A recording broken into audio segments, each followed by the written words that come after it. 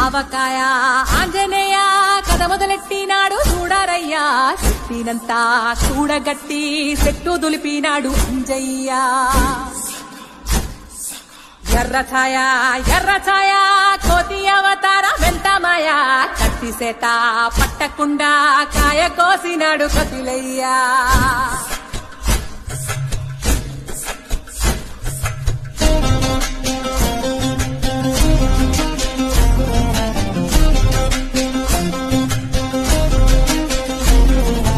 అంజనమ్మ ముందు వంజుల్ పుంజుల్ సీడి మామిడి ముక్కలు కుప్పల్ తెప్పల్